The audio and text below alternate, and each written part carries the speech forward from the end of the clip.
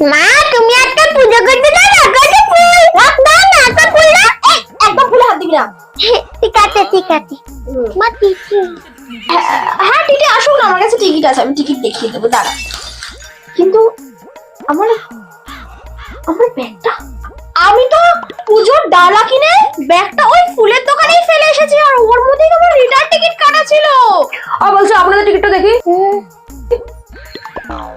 এই কি হলো, টিকিট কাটেননি, এত আমতা করছেন কেন? এবার কি করব? টিকিটটা দেখান। কাকু আমরা না এখন পূজা দিতে যাচ্ছি। তুমি যদি এখন আমাদের থেকে ফাইন নাও না, ভগবানকে গিয়ে বলে আসবো, তোমার কিন্তু টাকলি নিয়ে টানাটানি হয়ে যাবে, বলে দিলাম। না, পুজোর ব্যাপার যখন আমার মনে হয় কিছু বলা উচিত না। পুজোর ব্যাপার কিন্তু এটা আমার চাকরি। এটা প্লেন থেমেছে, নামে তাড়াতাড়ি নামাতে। টাটা কাকু, পোশাক দিয়ে যাবো। হ্যাঁ, আর পোশাক দেবো কিন্তু। এবার এটা থেকে নেমেও গেছে, ছাড়, বাদ দাও।